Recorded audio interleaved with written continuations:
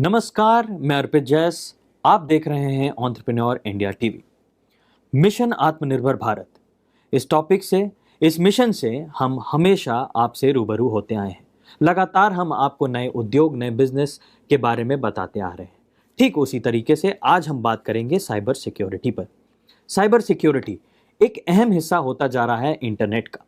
क्यों? क्योंकि networks, devices, programs and data को अटैक, डैमेज और अनऑथराइज्ड एक्सेस से बचाता है साइबर सिक्योरिटी। आप सोच सकते हैं ये कितना एक इंपॉर्टेंट विषय है हमारे इंटरनेट के लिए। हम डेली कुछ ना कुछ बड़े बड़े ट्रांजैक्शंस करते हैं, चाहे वो छोटे छोटे हम किसी रेस्टोरेंट से खाना मंगाते हो, या फिर हम कहीं बड़े किसी को पैसे भेज रहे हो, या फिर कहीं पे भी कोई ट्रांजैक्शन करते हैं वो इंटरनेट से करते हैं। तो इंटरनेट कितना अहम हिस्सा है हमारे जीवन का। लेकिन क्या हम जानते हैं वो कितना सेफ है? क्या हम जानते हैं कि उसको कौन गार्ड कर रहा है? लेकिन हम एकदम निश्चिंत होकर ये सारे ट्रांजैक्शंस करते हैं क्योंकि हमें पता है उसके पीछे है साइबर सिक्योरिटी जो हमें सेफ रखता है। इस टॉपिक के बारे में और ज़्यादा जानकारी के लिए हमारे साथ आज के जो एक्सपर्ट जुड़ेंगे वो हैं अमित मल्होत्रा। इनके बारे में मैं आपको बता दूं कि बाहर की सारी कंपनीज जो आईटी से बड़ी बड़ी कंपनीज हैं, उन्होंने इनको ऑफर किया था कि उनके यहाँ आके काम करें। माइक्रोसॉफ्ट जैसी बड़ी कंपनियों ने इन्हें बुलाया, लेकिन इन्होंने सिर्फ अपना देश चुना, हमें चुना, हमारे देश को चुना कि हमारे देश में ये रह के अपने आईटी को और अपने नॉलेज को बढ़ाएंगे और साइबर सिक्योरिटी में अपना अहम योगदान करेंगे।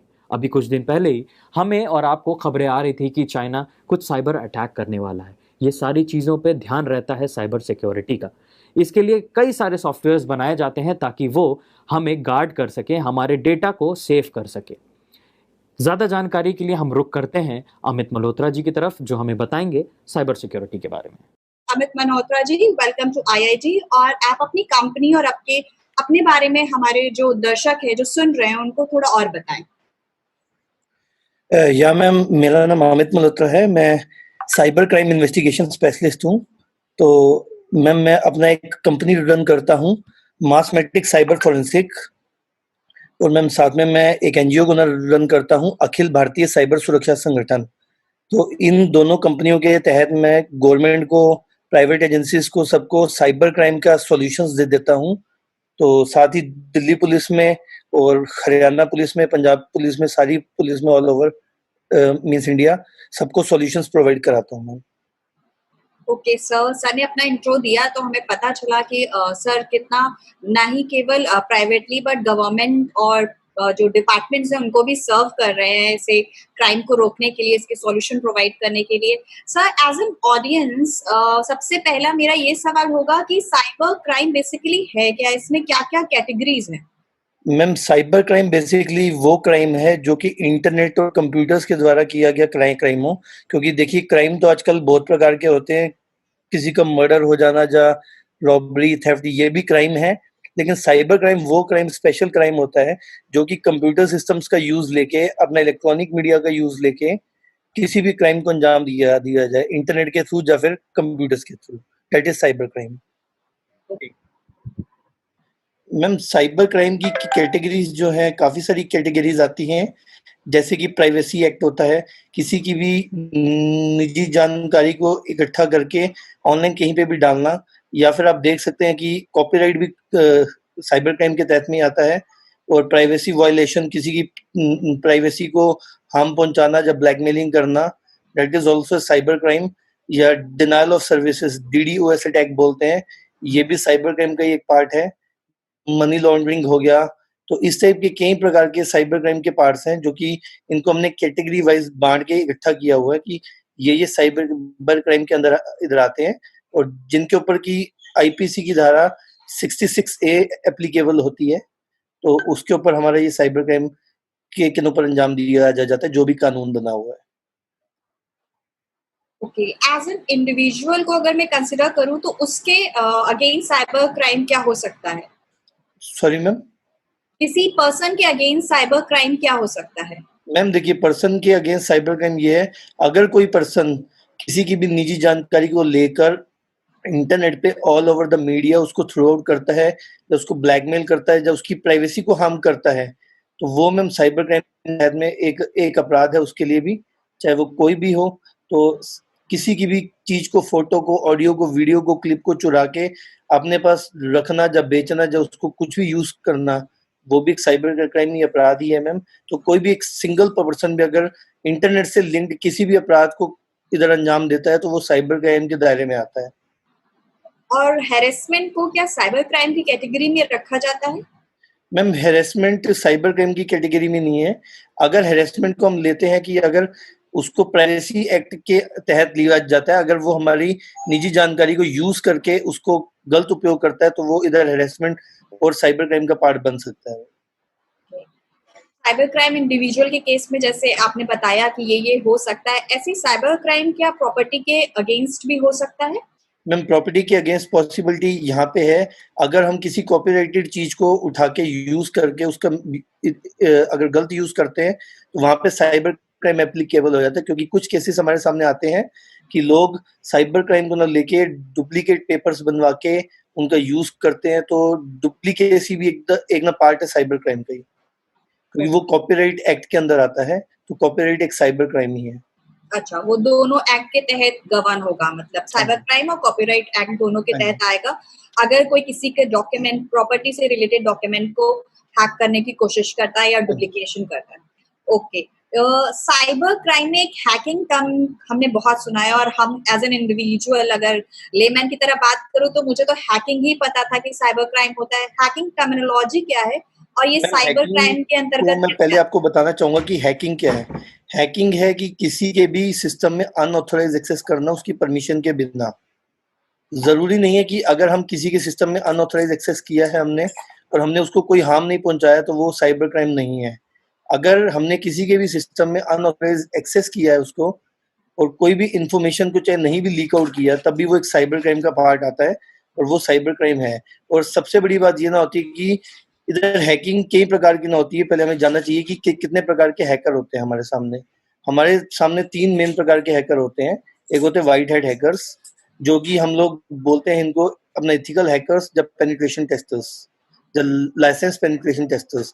ये वो हैकर्स होते हैं जो कि लीगली किसी भी कंपनी को, किसी ऑर्गेनाइजेशन को, जब गवर्नमेंट ऑर्गेनाइजेशन को हेल्प करती है चीज को के लिए।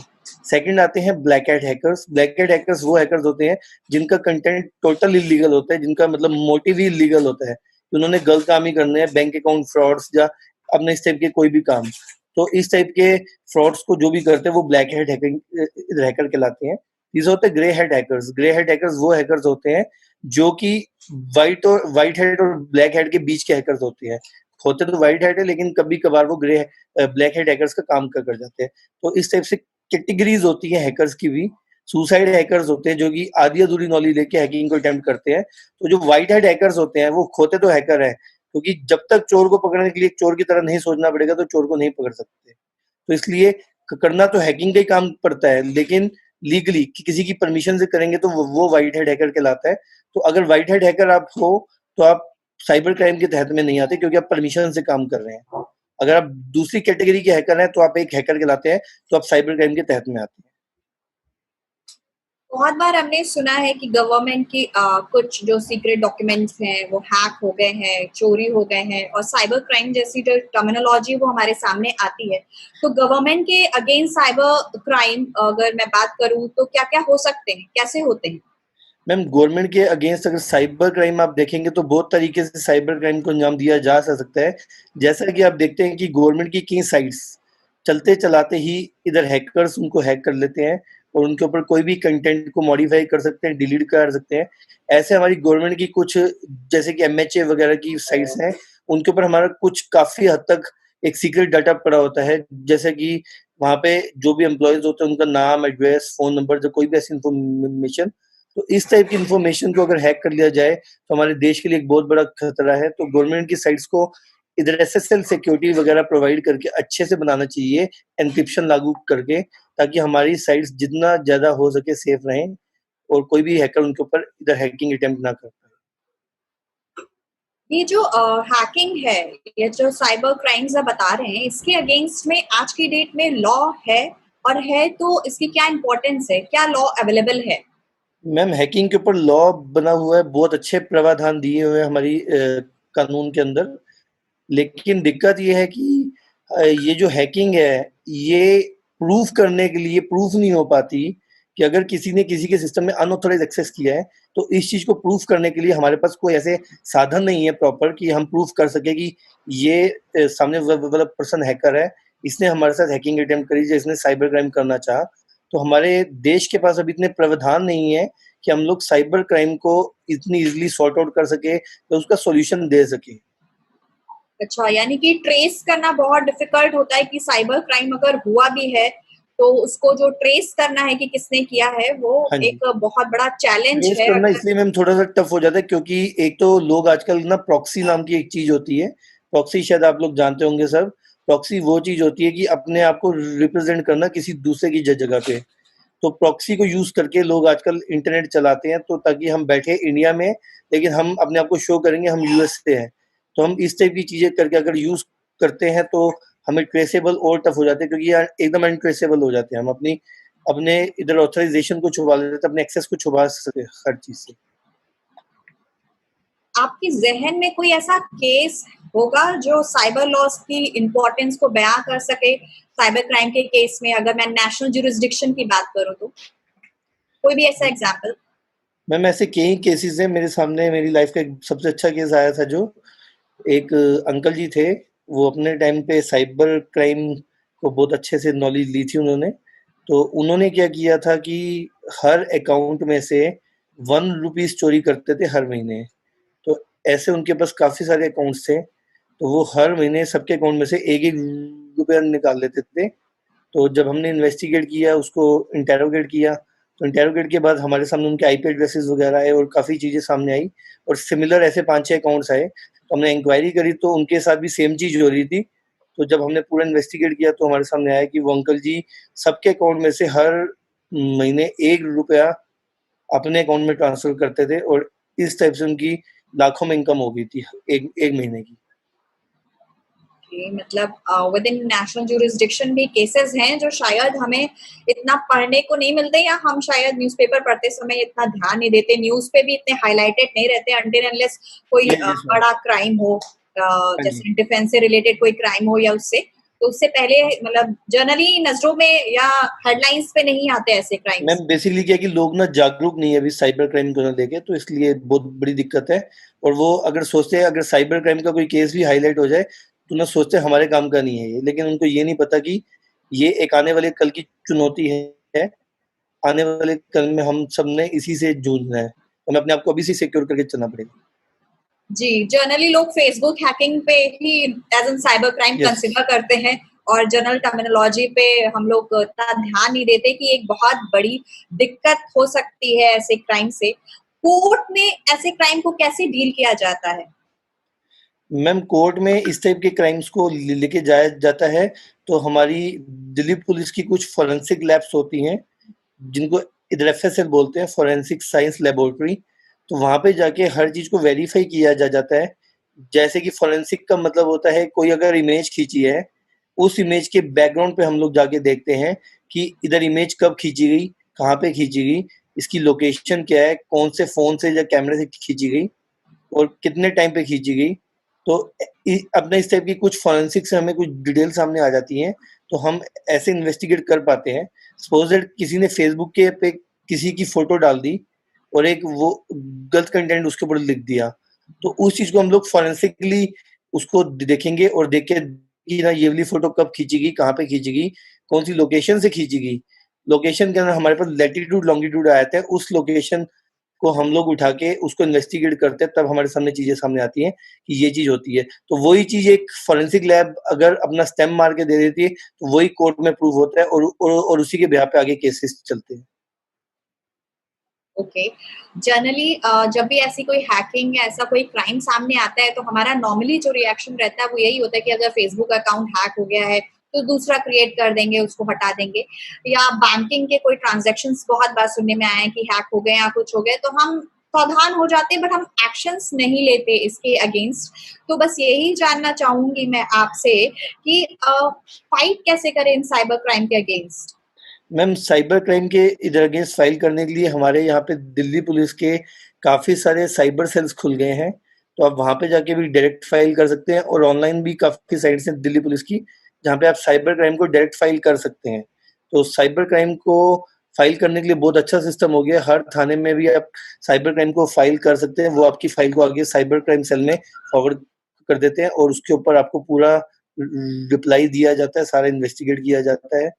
तो इसका कोई ऐसा प्रॉब्लम नहीं है अभी, क्योंकि देश में आने वाले कल में सबसे मेन केस ही साइबर क्राइम है, क्योंकि आप देख सकते हैं जैसे यूएस में या कई और कंट्रीज है, वहाँ पे सबसे मेन क्राइम साइबर क्राइम ही है इस टाइम। तो इसी टाइप से जैसे जैसे हम लोग डिजिटल होंगे, हमारा साइबर क्राइम की ग्रोथ बढ़ेगी, और बढ़ने से क्या है कि उसके केसेस ज्यादा आएंगे, तो ऑब्वियसली कि सॉल्व करने के लिए भी चाहिए उनको फिर।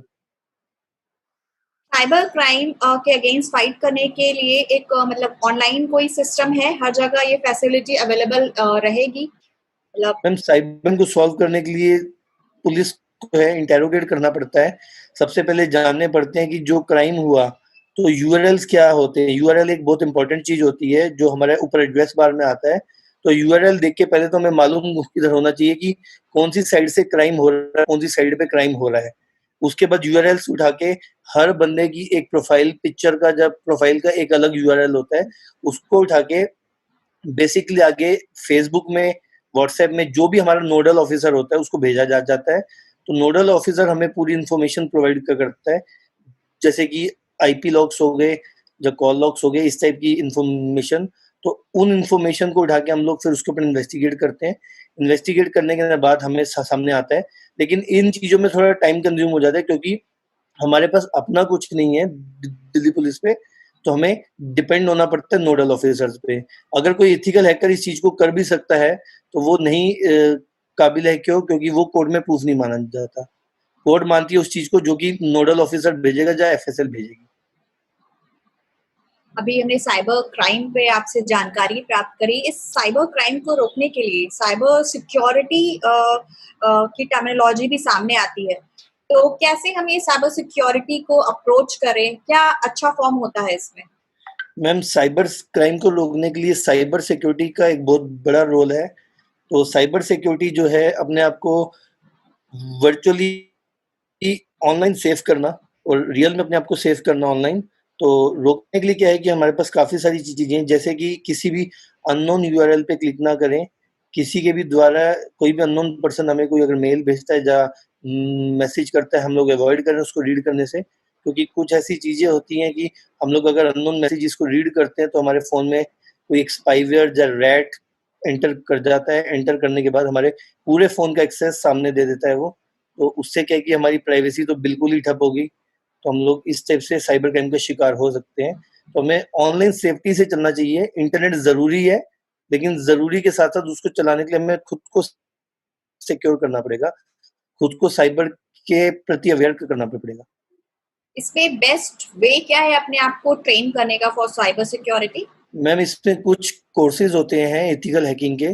तो एथिकल हैकिंग के कुछ ऐसे कोर्सेज ज्वाइन करके हमें एटलीस्ट बेसिक नॉलेज लेनी चाहिए, कि जिससे कि हम अपने आप को और अपने आसपास के अपने एनवायरनमेंट को सेव कर सकें। तो कुछ कोर्सेज ज्वाइन करके हमें बेसिक नॉलेज लेनी चाहिए कि साइबर सिक्योरिटी की बेसिक नॉलेज क्या है। पर्पस क्या होता है साइबर सिक्योरिटी आर्किटेक्चर का? मैम पर्पस ये ना होता है इसके अंदर basically footprinting, reconnaissance and sniffing, इस टाइप की काफ़ी सारी चीज़ें होती हैं जो कि नेटवर्क बेस्ड होती हैं। हमारा क्योंकि इंटरनेट वो चीज़ है कि हम ऑल ओवर वर्ल्ड वाइड एक दूसरे से कनेक्टेड होते हैं। तो मतलब ऐसा नहीं है कि अगर मैं इंटरनेट से कनेक्टेड हो गया तो मैं सामने वाले पर्सन को मेल भेजूंगा या उसको कॉल करूंगा या कोई चीज़ करूंगा तो तभी मैं उससे कनेक्टेड हूँ, ऐसा नहीं होता। जब हम इंटरनेट से कनेक्टेड हो गए तो हम पूरे वर्ल्ड से कनेक्टेड हो गए। अगर कोई एक्सपर्ट होगा चाहेगा तो किसी भी मीन्स एक आईपी के थ्रू उसको एक्सेस कर सकता है, उसके बारे में पूरी जानकारी ले सकता है। मोबाइल पे जैसे आपने बताया कि रिस्क हो सकता है, उस पे ज़्यादा साइबर क्राइम का रिस्क होता है, हाई रिस्क होता है कि आपका डाटा ट्रांसफ़र हो जाए। तो अगर मैं मोबाइल की बात करूँ तो इसमें साइट कैसे ऑपरेट करेगा? मैम फ़ोन के अंदर देखिए मैम, क्योंकि आजकल हमारा सबसे पर्सनल चीज़ होती है हमारा मोबाइल फ़ोन। तो मोबाइल फ़ोन को सिक्योर करने के लिए एक अच्छा एंटीवायरस का यूज़ करना चाहिए हमें इसके अंदर, और टाइम टू टाइम इसको स्कैन करते रहें, अपडेट करते रहें। तो प्लस किसी भी एक्सपर्ट से एक बार इसको चेक कराते रहें कि मेरे, क्योंकि हम लोग डिफरेंट ऐप्स डालते हैं, फेसबुक खोलते हैं, व्हाट्सएप खोलते हैं और काफ़ी सारा कंटेंट हम लोग ऑनलाइन एक्सेस करते हैं। तो हो सकता है कोई भी ऐसा मैलिशियस कंटेंट इसके अंदर एंटर कर जाए, उसके लिए हमें रेगुलर इसको स्कैन करना चाहिए और किसी भी एक्सपर्ट से रेगुलर बेसिस पे चेक कराते रहना चाहिए। Cyber security as a measure, अगर हम साइबर क्राइम के अगेंस्ट ऑप्ट कर रहे हैं, अडॉप्ट कर रहे हैं to be aware and more secure, लेकिन इसमें कुछ बैरियर्स भी आते हैं, तो ये बैरियर्स क्या क्या हो सकते हैं? मैम इसके अंदर काफ़ी सारे वेरिएंट्स आते हैं, जैसे कि एक एक एक्सपर्ट्स होते हैं, उनको काफ़ी जगह पे इधर, क्योंकि देखिए मैम एक कोई भी अगर एक्सपर्ट होगा तो वो एक्सपर्ट है, ये नहीं है कि भगवान है वो। तो कई बार हमें क्या ना होता है कि हम लोग काम कर रहे होते हैं, कोई चीज़ ऐसी नहीं आती है, क्योंकि कुछ मैम हैकर्स ऐसे होते हैं कि वो टोटल आइडेंटिटी अपनी यूज़ करते हैं, कुछ भी अपना रियल नहीं होता। फ़ोन नंबर फेक्स होते हैं, बैंक अकाउंट फेक्स होते हैं, उनकी टोटल आइडेंटिटी फेक्स होती है। तो वहाँ पे हमें क्या है कि हारना पड़ता है उनके सामने, क्योंकि हमारे पास उनकी एक्चुअल इन्फॉर्मेशन कुछ गैदर ही नहीं कर पाते हम उनकी। तो वो हमारे लिए एक सबसे बड़ा बैरियर है मैम। ओके, लोकल और गवर्नमेंट लेवल पे क्या साइबर सिक्योरिटी को लेके कोई प्रोग्राम रन हो रहे हैं, ऐसे कोई प्रोग्राम्स? मैम हम लोग काफ़ी सारे प्रोग्राम्स इस चीज़ को लेके कर रहे हैं और जहाँ तक पॉसिबल होता है हम लोग अपने एनजीओ के थ्रू फ्री ऑफ कॉस्ट भी काफ़ी सेमिनार्स देते हैं स्कूल्स में, कॉलेजेस में और इधर, और गवर्नमेंट की तरफ से भी काफ़ी अच्छा इनिशिएटिव है। गवर्नमेंट भी काफ़ी सारे प्रोग्राम्स चला रही है साइबर सिक्योरिटी को लेके, और काफ़ी जगह पे जैसे PMYKK है, उनके अंदर काफ़ी सारे कोर्सेज लॉन्च किए गए हैं साइबर सिक्योरिटी के, ताकि हर बंदा साइबर सिक्योरिटी को लेके अवेयर हो, अपने आप को सेव कर सके, अपने एनवायरनमेंट को सेव कर सके, अपने आसपास के लोगों को सेव कर सके। हमारे ऑफिस का डाटा हो या पर्सनल डाटा हो, हम जनरली क्लाउड में स्पेस परचेज करते हैं, स्पेस लेते हैं। ऐसे बहुत सारे जगह हैं जहां हम स्पेस परचेज करके अपना डाटा सिक्योर करने की कोशिश करते हैं। वो कितना सिक्योर रहता है? साइबर सिक्योरिटी का क्या कनेक्शन है इनसे? मैम देखिए, सबसे बढ़िया चीज़ मैं तो पहले ये कहूँगा कि सिक्योरिटी इज़ मिथ। ठीक है मैम, सिक्योर कोई भी चीज़ नहीं है, कोई भी चीज़ अगर मार्केट में है, जो आई है, तो उसका तोड़ है। तो हम अगर सोचते हैं कि हमारे हाथ में हमारा मोबाइल फ़ोन है और हम बिल्कुल सिक्योर हैं, तो मैम ऐसा गलत है। मैंने अपने फ़ोन में पासवर्ड भी लगाया हुआ है, थंब लॉक भी लगाया हुआ है, सारी चीज़ें एप्लीकेबल है, लेकिन उसके बावजूद भी मेरे फ़ोन में एंटर करने में सिर्फ मात्र 20 सेकंड्स भी नहीं लगेंगे एक हैकर को। 20 सेकंड्स में वो मेरे फ़ोन के अंदर एंटर कर सकता है। सिर्फ एक परमिशन मेरी तरफ से उसको जाएगी, परमिशन के बाद वो 20 सेकंड्स का काम है उसका, और वो मेरे फ़ोन का पूरा डाटा एक्सेस कर सकता है। इसी टाइप से मैम जहाँ हम इंटरनेट से कनेक्टेड हो गए, वहाँ हम कहते हैं कि सिक्योरिटी इज़ मिथ। सिक्योर कोई भी चीज़ नहीं है। अगर हम सोचते हैं कि क्लाउड सेफ है, तो ऐसा नहीं है, क्योंकि इंटरनेट जहाँ पे है, वहाँ पे ओपन पोर्ट्स हो गए, ओपन क्लाउड्स हो गए हमारे सब कुछ। हम ओपन हो गए हैं, तो कोई भी हमारे में ईज़िली एंटर कर सकता है वहाँ पे। गवर्नमेंट और अपनी लोकल बॉडीज ने बताया कि साइबर सिक्योरिटी के प्रोग्राम्स क्या है, इसमें कैसे ट्रेनिंग, इनकी जो ट्रेनिंग्स होती हैं, इनका क्या पैटर्न रहता है कि उनमें अवेयरनेस बढ़े और बहुत सिक्योर, क्योंकि सबसे अगर देखा जाए तो हमारा जो डिफेंसिव है, जो हमें प्रोटेक्ट कर रहा है, या गवर्नमेंट है जो पॉलिसी फ्रेम कर रही है, उसकी सिक्योरिटी सबसे ज्यादा मैटर करती है। तो ऐसा साइबर सिक्योरिटी से कुछ प्लान ऑफ एक्शन या कुछ सिक्योरिटी मेजर्स वो लेते हैं? मैम मतलब ऐसी कई चीज़ें हैं जो भी कोर्सेज लॉन्च करे जाते हैं, उनके अंदर सबसे पहले बेसिक बताया जाता है कि हैकिंग क्या है, हैकर्स कौन है, साइबर क्राइम क्या है, साइबर क्राइम के प्रकार क्या है, इसके ऊपर पनिशमेंट्स क्या है और क्या-क्या इनके साथ हो सकता है। पहले तो बेसिक लॉन्च किया जाता है, बेसिक के बाद उसके ऊपर बताई जाती है ब्रीफ कि आप अपने आप को कैसे सिक्योर कर सकते हैं, कहाँ तक सिक्योर कर सकते हैं। तो थ्योरेटिकल पार्ट के साथ-साथ प्रैक्टिकल नॉलेज भी होनी चाहिए। तो प्रैक्टिकल नॉलेज भी दी जाती है, जैसे कि कुछ टूल्स होते हैं, कुछ पेलोड्स होते हैं, उनको चला के अपने आप को कैसे सिक्योर किया जाए, कि अपने आपको सिक्योर करने के लिए कुछ ऑपरेटिंग सिस्टम्स होते हैं, उनके ऊपर काम किया जाए, काम करके अपने आप को सिक्योर किया जाए। सपोज मैं एक ऑर्गेनाइजेशन रन कर रही हूँ और वहां पर मैं कुछ साइबर सिक्योरिटी इंस्टॉल करना चाह रही हूँ, कुछ मेजर्स लेना चाह रही हूँ, ताकि मेरा जो डाटा है या कंटेंट है जिसपे मेरी ऑर्गेनाइजेशन बेस्ड है वो हैक ना हो। तो अगर मैं ऐसा कोई स्टेप चाहूँ तो वो क्या क्या मेजर्स हो सकते हैं प्रिवेंटिव? मैम इस टाइप की काफ़ी सारी कंपनीज़ हैं, जो कि सिक्योरिटीज़ अपना प्रोवाइड करती है, जैसे कि हमारी कंपनी है मासमेटिक्स साइबर फोरेंसिक, तो हमारी कंपनी भी ऐसे सॉल्यूशंस दे देती है कि किसी भी प्राइवेट ऑर्गेनाइजेशन को या गवर्नमेंट ऑर्गेनाइजेशन को कुछ भी कोई ऐसी सिक्योरिटी से लिंक्ड कोई भी सॉल्यूशंस चाहिए हो, तो जैसे कि क्या है कि सबसे बढ़िया चीज़ क्या होती है कि जब भी हम कनेक्टेड होते हैं, तो इंटरनेट के थ्रू कनेक्टेड होते हैं। तो अगर हम अपने इंटरनेट को ही सबसे ज़्यादा सिक्योर कर लेंगे, तो ऑब्वियसली कि हैकिंग के चांसेस कम रह जाते हैं। और रेगुलर बेसिस पे हम अपने इंटरनेट को स्कैन करते रहेंगे कि कोई भी अननोन ऑथराइज्ड एंट्री तो नहीं हो रही, तो हम अपने आप को सेफली चल सकते हैं, अपनी कंपनी को सेफली रन कर सकते हैं। ओके, साइबर सिक्योरिटी में या साइबर क्राइम में, नॉट सिक्योरिटी में, अगर मैं कंसिडर करूं तो क्या एविडेंस होते हैं जिसको एज एन कंप्लेन लिया जा सकता है साइबर क्राइम अगर मैं फाइल करना चाहूं? मैम एविडेंस तो ये है कि जैसे आप पेटीएम यूज़ करते हैं, तो आपके पेटीएम में से मान लिया कि पैसे चोरी हो गए, तो सबसे बड़ा एविडेंस तो ये है कि आपके पास प्रूफ है कि आपके पैसे चोरी हो गए। जब बैंक अकाउंट में से हो गए, तो कोई भी ऐसा साइबर क्राइम हो जाता है, तो सबसे बड़ा एविडेंस तो यही है।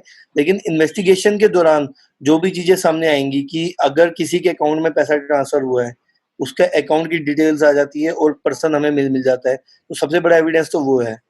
तो लेकिन क्या है कि इन को प्रूफ करने के लिए काफ़ी ज़्यादा समय लग जाता है और काफ़ी ज़्यादा टाइम लग जाता है और काफ़ी ज़्यादा एक्सपर्ट्स चाहिए होते हैं हमें इन चीज़ों को सॉल्व। ओके, साइबर सिक्योरिटी और जो हाइजीन है, साइबर क्राइम और हाइजीन है, यंगस्टर्स और एडल्ट्स में एक ऑर्गेनाइजेशन के लिए कैसे महत्व रखते हैं, क्या इम्पैक्ट छोड़ते हैं? इतनी अवेयरनेस अगर देखें तो है तो नहीं अभी हमारे, जैसे कि हमने जब बात करना शुरू किया था तो हमने सबसे पहले क्वेश्चन यही उठाया था कि अवेयरनेस की कमी है लोगों में।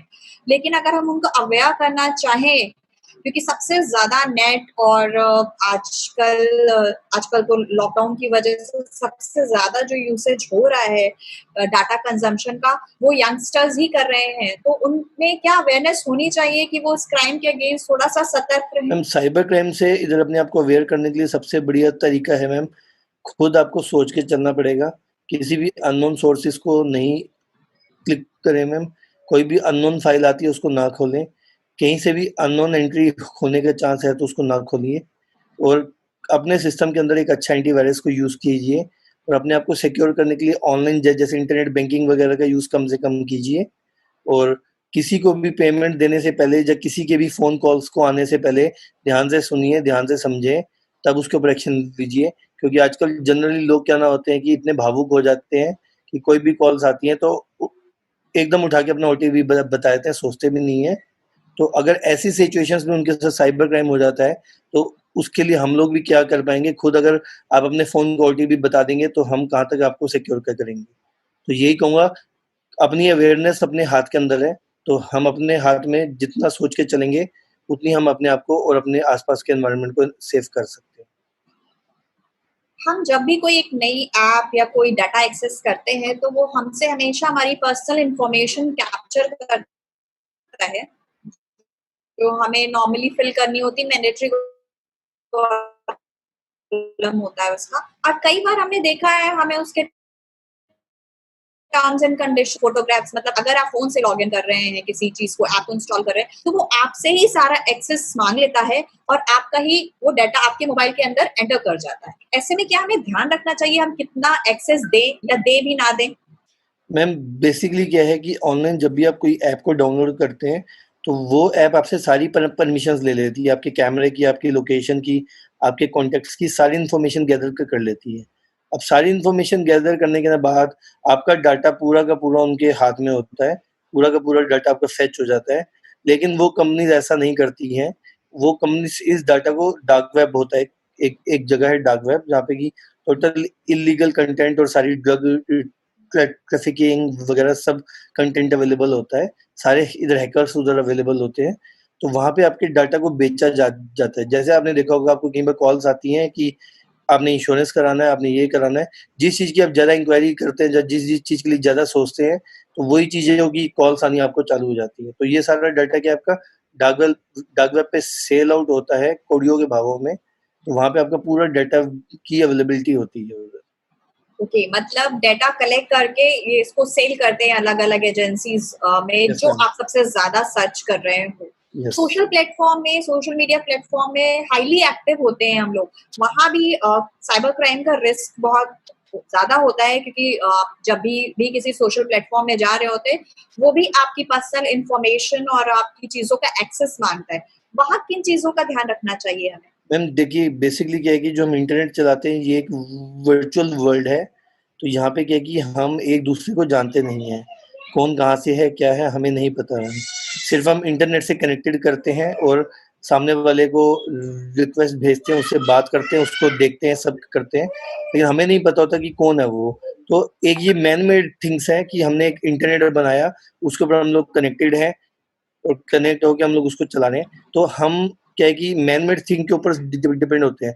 इंटरनेट पे कोई भी इंफॉर्मेशन डाल दी जाएगी, सपोज दैट डाल दिया कि एक्स वाई जेड की ना डेथ होगी मान लिया, तो वो चीज जब तक हमें रियल इन्फॉर्मेशन सामने नहीं आएगी हम लोग उसको सच मान जाएंगे। कोई भी इन्फॉर्मेशन अगर कोई भी आदमी बना के डाल देगा तो वो इतनी ज्यादा एवेल्युएट हो जाएगी, इतनी ज्यादा फैल जाएगी कि उसको हमें सच ही मानना पड़ेगा जब तक एक्चुअल इन्फॉर्मेशन हमारे सामने नहीं आती। तो इसलिए इसको बोला जाता है एक वर्चुअल वर्ल्ड। तो वर्चुअल वर्ल्ड में क्या है कि कोई कहाँ से कोई कहाँ से कोई कहाँ से हमें नहीं पता, और कनेक्ट हो जाते हैं आपस में हम एक दूसरे से, और एक दूसरे से इन्फॉर्मेशन को शेयर करते हैं, डाटा को शेयर करते हैं, मैम इमेजेस को शेयर करते हैं। लेकिन उस चीज का बहुत ज्यादा मिसयूज हो सकता है क्योंकि हमें नहीं पता हम ठीक है लेकिन सामने वाला ठीक है कि नहीं। ऑनलाइन बैंकिंग बहुत ज्यादा आजकल यूज्ड है, जब मतलब अब ऑब्वियसली कोविड-19 है, उसकी वजह से फेस टू फेस कांटेक्ट या सोशल डिस्टेंसिंग फॉलो हो रही है, ऐसे में ऑनलाइन बैंकिंग का यूसेज बहुत बढ़ गया है, बट यहाँ भी कहीं ना कहीं साइबर क्राइम का रिस्क है। तो इसके अगेंस्ट जो मेजर्स है वो क्या ले सकते हैं हम लोग? मैम ऑनलाइन बैंकिंग जो है सबसे बड़ा डेंजरस चीज है इस टाइम पे। अगर आप अपने अकाउंट में अपनी निजी पूंजी को जमा करते हैं और उसको सेफली रखना चाहते हैं तो मैं यही रिकमेंडेशन दूंगा कि आप सबसे पहले इंटरनेट बैंकिंग को स्टॉप कराइए। जो पहले का तरीका था, हम लोग बैंक जाते थे, चेक देते थे, पैसे को विड्रॉल करते थे, सबसे बेस्ट सॉल्यूशन था, क्योंकि जहाँ पे हम जितना ज़्यादा डिजिटलाइज्ड होंगे उतना हमारा साइबर अटैक का रिस्क इंक्रीज होगा। क्योंकि जहाँ आपने इंटरनेट बैंकिंग ली तो आप इंटरनेट से कनेक्टेड हो गए, इंटरनेट पे आपका अगर इधर अकाउंट ओपन हो गया, ओपन होने के बाद उसको कोई भी नहीं बचा सकता मैम फिर तो इसलिए अगर इंटरनेट बैंकिंग होगी ही नहीं, तो अगर आपके पास इंटरनेट बैंकिंग है तो आप उस अकाउंट में कम से कम अपना सेविंग्स कीजिए कि थोड़ा बहुत ट्रांसफर के लिए काम आ जाए आपके। अदरवाइज आपका जो मेन अकाउंट है उसके अंदर आप लोग इंटरनेट बैंकिंग को ना यूज करें। तो मैं तो यही कहूंगा, क्योंकि फायदा है तो एक साथ में लॉस भी है हमें उस चीज का। आज की बातचीत से ये जान रहे हैं कि हाँ, एक वॉर, एक सिचुएशन होती है जब नेशनल सिक्योरिटी पे हार्म होता है, लेकिन सुनने के बाद ऐसा लग रहा है कहीं ना कहीं जो साइबर क्राइम है वो भी एक तरीके का अटैक हो सकता है टेक्नोलॉजी पे किसी भी कंट्री के। मैम आप अगर देखें तो ये बायो वेपन जो है, अब जो हम लॉकडाउन के दौरान चल रहे हैं, ये ना चाइना से वुहान से जो हमारे सामने चीज आई है, ये जस्ट लोग कुछ भी कहें, ये एक बायो वेपन था जो कि चाइना ने छोड़ दिया है। इस टाइम आप माने तो ये वर्ल्ड वार ही चल रहा है। जैसे कि पहले होते थे मिसाइल्स भेजा, जा अपनी आर्मी भेजी, उनके ऊपर अटैक होते थे, वो चीज ना होके चाइना ने डायरेक्टली अटैक किया इस टाइम। तो ये एक बायो वेपन ही है। तो इस टाइप से हम लोग साइबर अटैक्स भी इस टाइप से ना होते, कोई भी ऐसा वायरस बना के छोड़ दिया जाए, रैंसमवेयर छोड़ दिया जाए कि वर्ल्ड में सबके सिस्टम में ना फैल जाए, सबका डाटा उड़ जाए। तो इस टाइप के साइबर वॉर्स भी आगे आने वाले टाइम पे पॉसिबल है। अगर हमने कोई मेजर नहीं लिया या अवेयरनेस कम रही तो डेफिनेटली कहीं ना कहीं हमारी टेक्नोलॉजी पे जरूर इफेक्ट करेगा। या तो मैम श्योर। मतलब एक इंटेलिजेंस वॉर भी रिस्क पे हो सकती है इसके। ये process of integrated cyber risk management क्या है? ये पूरा प्रोसेस कैसे किया जा सकता है? मैम इसके लिए क्या है कि हमारे कुछ सॉफ्टवेयर आते हैं जो कि एप्लीकेबल होते हैं इस चीज़ के लिए। हमें अपने सिस्टम्स में डाल के उसको साइबर इंटेलिजेंस के प्रति सिक्योर करना चाहिए ताकि हम लोग सिक्योर रहें बिल्कुल, और अपने आप को आने वाले कल को अच्छा बना सकें। क्योंकि हम अभी तो सोच रहे हैं हम सेफ हैं, लेकिन आने वाले कल में हम सेफ नहीं हैं। जो हम डेटा ट्रांसफर करते हैं, बहुत बार करते हैं, ऑफिस में करते हैं, घर पे करते हैं, एक मोबाइल से दूसरे मोबाइल पे करते हैं, इस पे हमें इस पे भी थोड़े से प्रिवेंटिव मेजर्स का ध्यान रखना चाहिए, क्योंकि आपका डाटा कहीं ना कहीं ट्रांसफर हो रहा है, ऐसा ना हो कि कोई और भी उसे हैक कर रहा हो या उसे कोशिश कर रहा हो एक्सेस करने की। मैम डाटा ट्रांसफर की दो टेक्नोलॉजी सामने आती है, एक तो वायरलेस होती है, एक होती है वायर्ड। अगर आप वायर्ड तरीके से डाटा को ट्रांसफर कर रहे हैं अपने एक इक्विपमेंट से एक अलग इक्विपमेंट में, तो आप सेफ हैं। जहां आपने वायरलेस टेक्नोलॉजी का यूज किया वहां पे आप ओपन हो जाते हैं, कोई भी आपके पैकेट्स को चोरी करके अपने तक लेके जा सकता है, क्योंकि जो भी पैकेट ट्रांसफर हो रहे होते हैं अगर डाटा ट्रांसफरिंग में जाएंगे तो इधर इंक्रिप्टेड तो होते हैं, लेकिन इंक्रिप्टेड को किसी भी एल्गोरिथम के थ्रू तोड़ा जा सकता है। तो मीन्स वो इधर ऐसा नहीं कि सिक्योर तो है, लेकिन सिक्योरिटी मैंने जैसा पहले भी बताया, तो सिक्योरिटी के होते हुए भी हम लोग उसको एक्सेस कर सकते हैं। इतना हाई लेवल ऑफ रिस्क है ये, अच्छा खासा लोगों की जो उपलब्धियां हैं, एक देश की जो उपलब्धियां होती है उन पे एक बहुत बड़ा संकट हो सकता है, ये साइबर क्राइम हो सकता है। कोई एक ऐसा प्रोसेस नहीं डेवलप होना चाहिए कि जब भी कोई नया सिस्टम इंट्रोड्यूस हो लोगों को और लोग ऑप्ट करें, चाहे वो सोशल मीडिया का प्लेटफॉर्म हो चाहे ऑनलाइन प्लेटफॉर्म हो, उसमें कोई ऐसा हमें सिक्योरिटी सिस्टम लगाना चाहिए जिससे कि इंटरनेट का एक्सेस जो जो लोग कर रहे हैं प्रॉपर हम सिस्टमैटिक चेन के थ्रू कर पाए।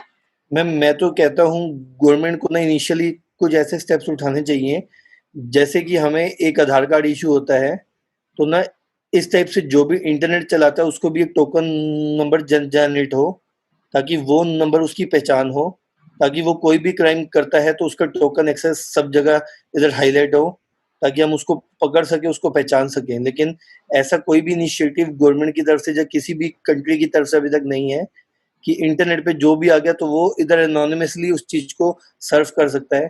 तो किसी की कोई भी पहचान नहीं है इस टाइम इंटरनेट पे, खाली एक आईपी एड्रेस को। लेकिन आईपी एड्रेस को भी छुपाने के लिए काफी सारी चीजें, जैसा कि मैंने अभी आपको बताया प्रॉक्सी नाम की चीज, हम लोग बैठे इंडिया में लेकिन अपने अपने आप को शो करेंगे हम लोग यूएस से हैं। बैंकिंग सेक्टर की जैसे हम बात कर रहे थे पहले कि ऑनलाइन बैंकिंग में रिस्क होता है, तो क्या बैंक में ऐसी कोई सिक्योरिटी सिस्टम इंस्टॉल्ड है? क्योंकि सबसे बड़ा रिस्क बैंक को है, क्योंकि अगर ऐसा कोई भी ऑनलाइन ट्रांजैक्शन हैक होता है या किसी भी तरीके की इंफॉर्मेशन हैक होती है तो बैंक एक बहुत बड़े रिस्क में है। केवल इंडिविजुअल लेवल के लोगों के पैसे के नहीं, बल्कि कहीं ना कहीं कंट्री की इकोनॉमी का एक पार्ट बैंकिंग भी है। मैम ये चीज आपकी एकदम ठीक है बात, लेकिन ना बैंक सेक्टर्स अपने अपनी सिक्योरिटी जहां तक होती है करके चल रहे हैं, लेकिन उसके बावजूद भी अगर कोई हैकर अगर एंटर कर जाता है तो, क्योंकि देखिए मैम इस लाइन में कोई भी एक्सपर्ट नहीं है, हर एक एक्सपर्ट के ऊपर एक और एक्सपर्ट खड़ा है, तो कोई भी अपने आप को ये नहीं बोल सकता कि ना मैं टोटल एक्सपर्ट हूँ इस लाइन में।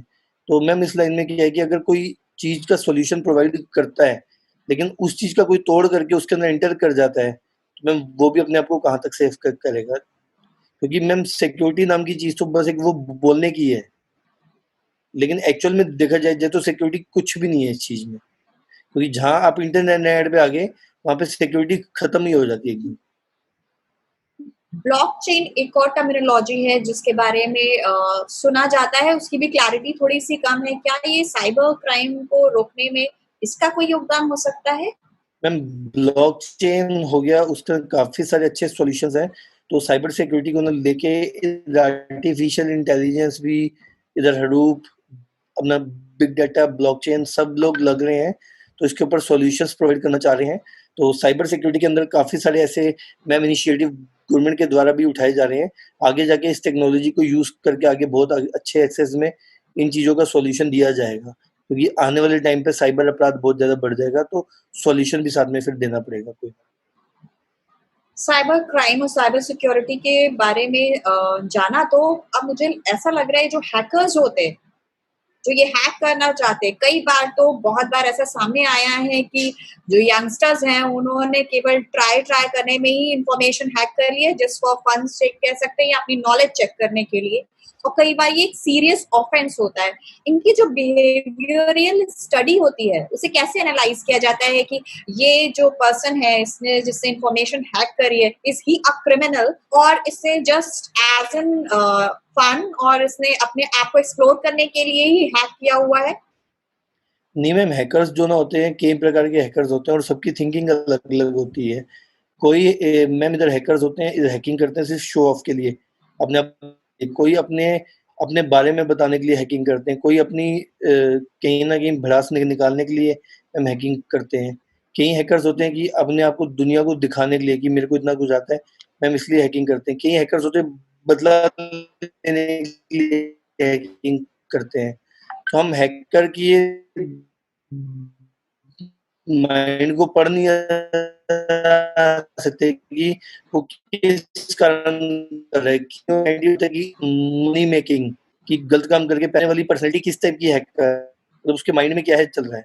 तो कोई भी मोटिव हो सकता है उसके पीछे उसके हैकर हैकिंग का का। जो बिहेवियर होता है, जैसे आप बता रहे हैं कि 3 टाइप के हैकर्स होते हैं, इससे क्या जो उनके अगेंस्ट एक्शन लिया जाता है साइबर लॉ के तहत, इसमें कुछ मतलब तब्दीली आती है कि सबके लिए एक सामान्य लॉ है मैम और चाहे सबके वो लिए किसी एक भी समान प्रकार लॉ का है, हैकर। सबके लिए एक ही लॉ है। अगर हैकिंग करिए चाहे वो जान के करिए, चाहे मैम इंटेंशन में किए, चाहे ना जानबूझकर नहीं करी, तो मैम सबके लिए एक ही लॉ एप्लीकेबल होता है, क्योंकि मैम हैकिंग हैकिंग है। लेकिन जो मैम एथिकल हैकर्स होते हैं, वाइट हैट हैकर्स होते हैं, इनके लिए नहीं एप्लीकेबल होता, क्योंकि इनके पास परमिशन होती हैं। तो ये किसी के कहने वो चीज कर रहे हैं और किसी के प्रोटेक्शन के लिए ये चीज कर रहे हैं वो। साइबर अवेयरनेस तो लोगों में कम है, लेकिन क्योंकि आप इतनी सारी ट्रेनिंग्स कर चुके हैं, आपको नेशनल इंटरनेशनल एक्सपीरियंस है, क्या लगता है आपको यूथ कितना अवेयर है इस बात को लेकर? मैम आने वाले टाइम पे काफ़ी सारे स्टूडेंट्स जो हैं मैम इस लाइन में पढ़ना चाहते हैं, लेकिन अभी तक देखा है जो स्टूडेंट्स बस ये चीज़ उनका माइंड इस जगह जाता है कि फेसबुक हैक कैसे हो जाएगा, व्हाट्सएप हैक कैसे हो जाएगा, लोकेशन हैक कैसे हो जाएगी। उनके माइंड में ये चीज़ें ज़्यादा चलती है। साइबर सिक्योरिटी को लेके उनका मैम इनिशिएटिव कम है, क्योंकि उनका माइंड हमेशा ब्लैक हैट हैकिंग में ही भागता है कि हम लोग उसके अकाउंट में ऐसे पैसे स्टील कर लें, हम लोग उसका व्हाट्सएप खोल के देख लें, उसका फेसबुक खोल के देख लें।